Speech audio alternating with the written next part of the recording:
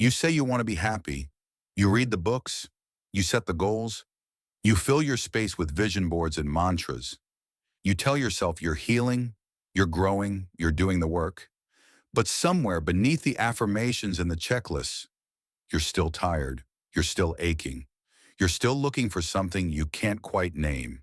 You wake up already overwhelmed. Before your feet touch the ground, your mind is racing. Your hand reaches for your phone, not your breath. You scroll, consume, compare.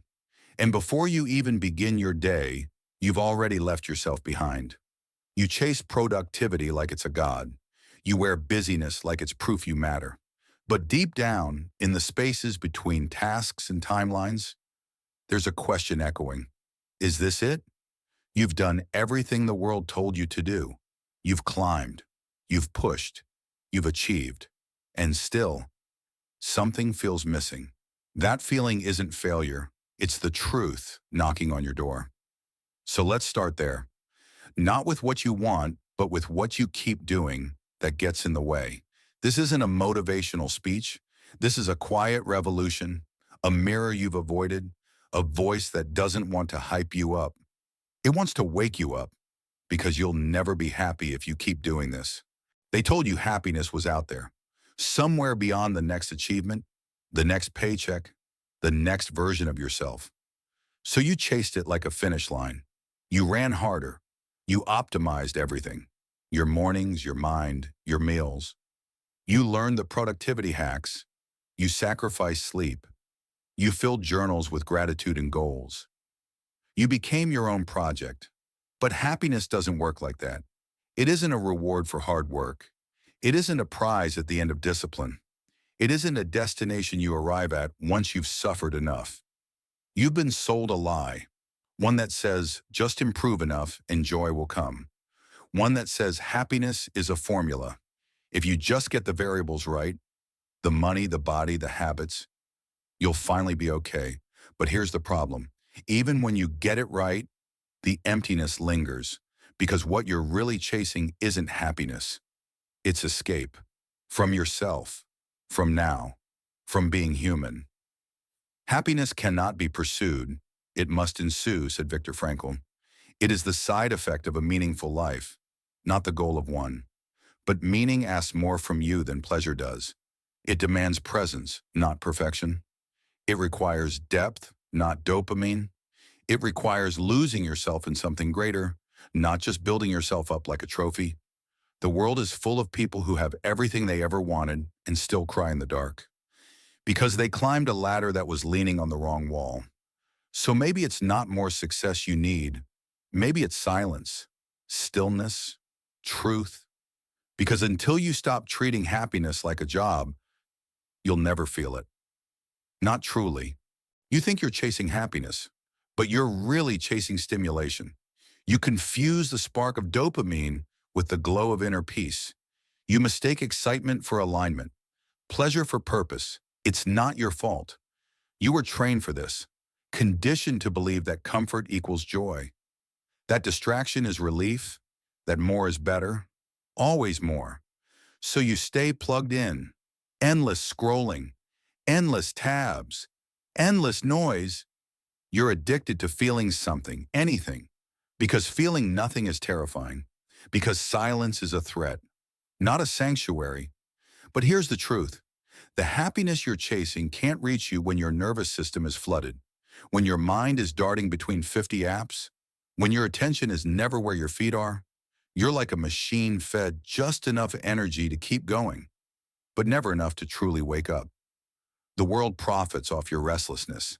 The platforms, the brands, the gurus, they sell you the next fix, the secret to success, the 5-step formula, the quick dopamine hit dressed up as transformation. But all they're doing is feeding your dependency, your need to feel just a little better, not to grow, just to cope. And every time you say, I'll be happy when, you push life further away. I'll be happy when I lose weight. I'll be happy when I make 6 figures. I'll be happy when I finally leave this place. But when never arrives, because happiness doesn't live in outcomes. It lives in awareness. It lives in presence. And you've spent your whole life avoiding both. This is the trap. You build your life around the chase and call it ambition. You numb your pain and call it discipline. You stay busy and call it growth. But deep down, you're not fooled. You feel the hollowness behind the hustle. You sense the emptiness under the noise. You know something isn't right. And that quiet knowing, that is your soul asking you to stop, to listen, to be still enough to hear what's real. Because happiness isn't missing. It's buried under habits that dull you, under routines that deplete you, under lies that keep you running in circles.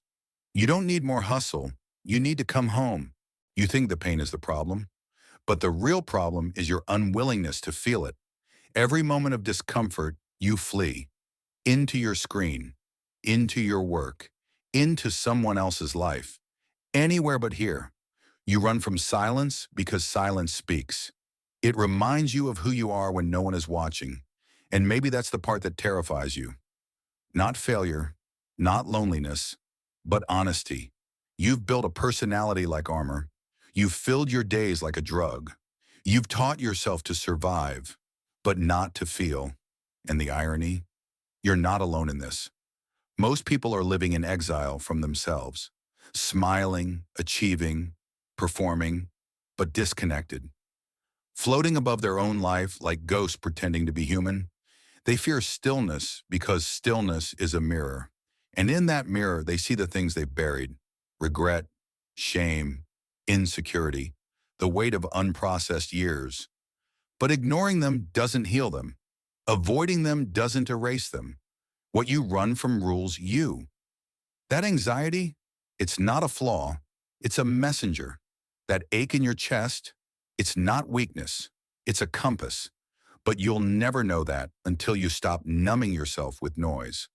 There is a version of you you haven't met yet, not because you haven't worked hard enough, but because you haven't stopped running. Sit still long enough and the truth will rise. It won't always be beautiful, but it will be real. And realness is the first step toward peace. You want to feel alive? Then stop editing your soul for the algorithm. Stop turning your heart into a brand. Start listening to the part of you that's been whispering, please just feel this. Because happiness won't find someone who isn't home. You don't need another secret. You don't need another routine. You need to stop doing the things that are quietly breaking you. So here's what you keep doing wrong. You scroll when you should be still. You compare when you should connect. You perform when you should pause. You consume when you should create. You seek control, but avoid responsibility. You curate your life to look happy while your inner world is in drought. You chase high moments but skip the depth that sustains you. You measure yourself in numbers, followers, calories, dollars, deadlines. You think data can tell you who you are, but your soul doesn't speak in metrics. It speaks in moments. Still ones, true ones, painful ones. And here's the thing. You keep asking, why am I not happy? But maybe happiness was never the right question. Maybe the question is, why am I so disconnected from myself? Why do I only feel worthy when I'm productive? Why do I feel more at home in fiction than in silence? You've been tricked into believing that emotions are liabilities, that vulnerability is weakness, that discomfort must be eliminated, when in reality it must be embraced. You're not broken, you're just fragmented. Pieces of you are scattered across apps and opinions and identities you've borrowed, and you'll never feel whole until you begin calling those pieces back. Start here. Start by noticing what makes you feel shallow and letting it go. Start by asking, what am I doing that's actually numbing me? Because self-destruction in disguise is still destruction. And you'll never be happy if you keep breaking yourself just to survive another day. There is another way, a slower way, a quieter way, but it requires something terrifying. Presence. Not the kind that performs for the camera, the kind that breathes with the moment, the kind that says, this is enough. Not this will be enough when, not this would be enough if, but simply, this is enough. It begins with choosing depth over speed, silence over noise, simplicity over spectacle. It begins by waking up and not reaching for anything. Not your phone, not your goals. Just breathe. It begins with unlearning the myth that every second must be used, that every action must be justified, that you must earn your right to rest. You don't. You are allowed to exist without proving yourself. You are allowed to sit in the sun and let that be the miracle. You are allowed to feel joy without explaining it, pain without numbing it, boredom without fixing it. When you stop asking life to entertain you, you begin to see its subtle beauty, the way a tree leans toward light, the quiet ritual of morning coffee, the sound of your own heartbeat when everything else is still. This isn't about becoming a monk. This is about remembering you're alive. And aliveness isn't loud. It's not always thrilling. It's often tender, subtle, sacred. Wholeness doesn't shout. It whispers. And when you slow down enough, you'll hear it. You'll hear your body asking for less, your mind asking for silence, your spirit asking to come home. And in that home, happiness arrives. Not as a guest, but as the atmosphere you forgot you were worthy of. You live in a world that never shuts up. Every second, a new ping, a new post, a new panic. You're drowning in voices, none of them your own. The noise is constant. News cycles built to inflame. Ads designed to seduce. Opinions crafted to divide. Algorithms tuned to addict. And yet, you still reach for it. The endless scroll, the artificial intimacy, the curated chaos. You think you're informed. You're just overstimulated. You think you're connected. You're just overexposed. The more you consume, the less you feel.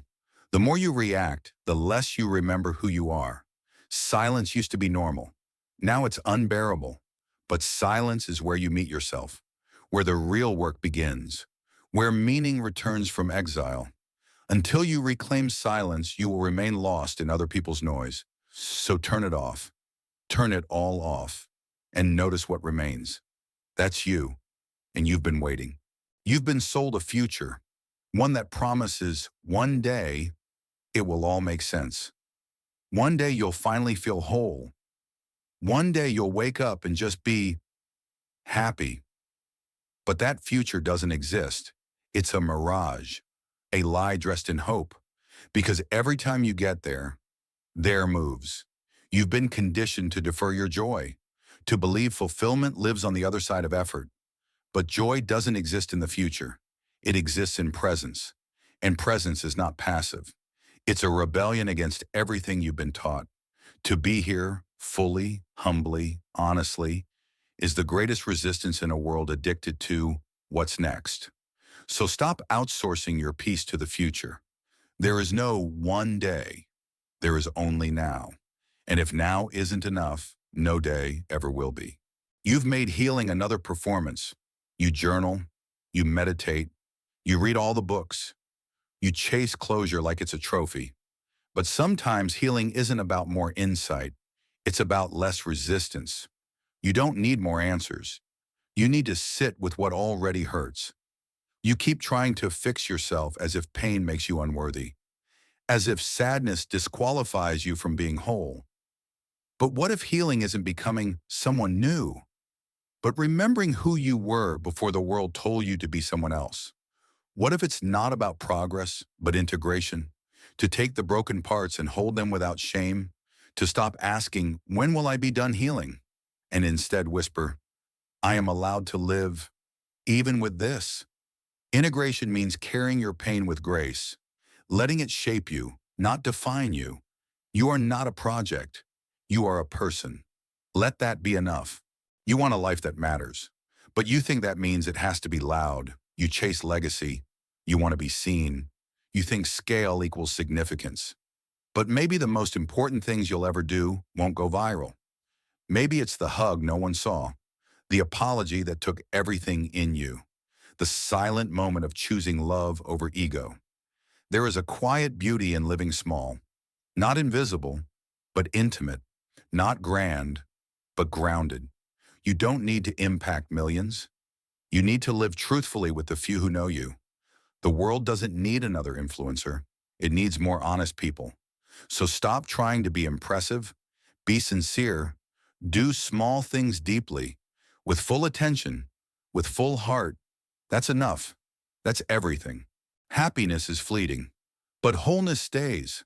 Happiness comes and goes with circumstance, with mood, with the weather. But wholeness is rooted. It doesn't need everything to go right. It doesn't need everyone to approve. It just needs you to stop abandoning yourself. You've been taught to chase feelings, but wholeness isn't a feeling. It's a state of being. To be whole is to hold joy and sorrow at once, to welcome both the light and the dark, to live in truth, not comfort. You will not always feel good, but you can always feel real. And in that realness, you will find peace, not the peace that numbs, the peace that awakens. Choose wholeness. Let happiness come as it pleases, but don't make it the point. Make being alive the point. So now you know. You've seen the patterns. You felt the tension. You've faced the noise, the lies, the illusions. And here you are. No more hiding behind productivity. No more chasing a version of yourself that was never real. No more waiting for the future to rescue you. It won't. The rescue is this: to stop, to return, to remember. You were never meant to be perfect. You were meant to be whole. And wholeness includes your pain, your confusion, your longing. Stop asking the world to complete you. Stop demanding happiness from things that have no soul. Instead, sit with yourself. Breathe with yourself. Let life be what it is: a symphony of joy and ache, beauty and mess, light and shadow. And if there's one truth that has echoed through it all, one sentence that matters more than anything else, it's this: you'll never be happy if you keep doing this, but you can be free if you begin doing something different. So slow down, look within, be here, and for once, let that be enough.